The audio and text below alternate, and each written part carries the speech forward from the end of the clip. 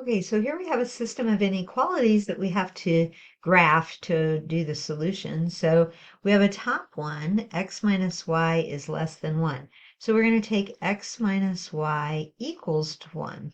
So that's negative y equals negative x plus 1. Now if I divide everything by negative 1, this is one way to do it, y equals x minus 1. Okay, that gives me a slope or a y-intercept of negative 1 and a slope of 1. And then was it solid or dotted? It was dotted. Okay. So we're coming through like this. Okay. So that line's kind of going like that. And then we can try 0, 0. I keep forgetting what that line is. Okay, so 0 minus 0, is that less than 1? So I'm looking right there. Is 0 less than 1? Yes. Okay, so that means it's the top part that's being graphed. Okay, I probably don't want to color it that way, but I did. And I'm not going to use a different color. So now I have 2x plus 3y is greater than or equal to 12. 2x plus 3y is greater than or equal to 12. Make it an equation.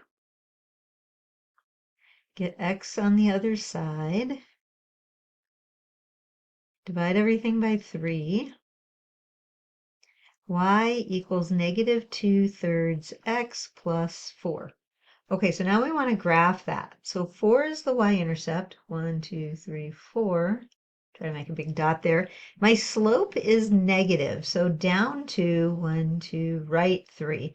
Down 2, 1, 2, 3, right 3. Now, a lot of times people want to go down and back, but that would be 2 negatives, and you only have 1 negative.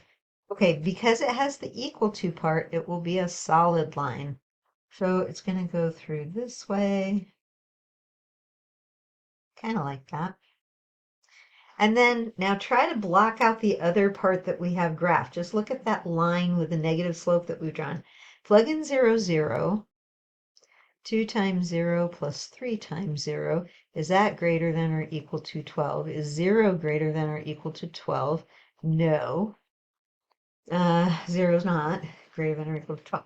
Okay, so looking at this line here that I have drawn, and then here's 0, 0, but that didn't work, so it's got to be over here. So what's the section I really want? I really want this. You're going to have to darken it in or highlight it or use a different color or something. But that's the section that's the solution. Okay? All right. Now we're getting to chapter 8. Write the first 4 terms of the sequence whose nth term or general term is given.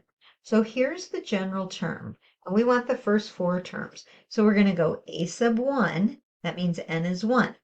So negative 1 to the first over 3 to the first minus 1. And then we calculate that. So that's going to be negative 1 over 3 minus 1, or negative 1 over 2. Wait, that's the first term. Here comes the second term, a sub 2. We have negative 1 squared, because n now is 2, 3 squared minus 1, or 1, because negative 1 squared is 1, 9 minus 1 over 9 minus 1, or 1/8. Now we do a sub 3. So now n is 3. I'm always going back to this general term to plug it in. Negative 1 to the third, 3 cubed minus 1. Negative 1 over 27 minus 1, or negative 1 over 26. And now we're going to do a sub 4. So now n is 4. Negative 1 to the fourth over 3 to the fourth minus 1, which is going to be 1 over 81 minus 1.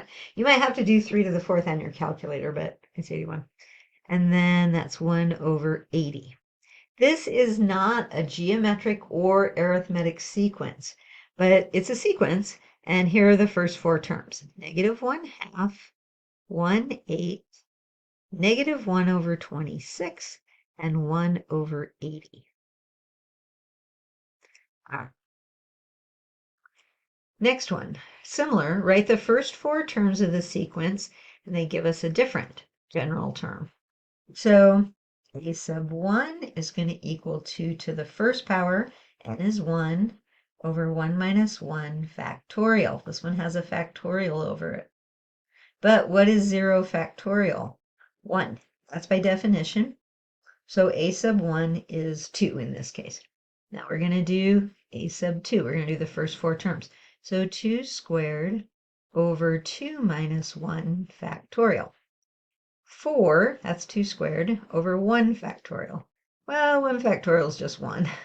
So a sub 2 is 4. Now we'll do a sub 3.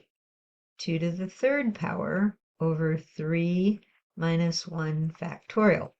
2 cubed is 8 over 2 factorial.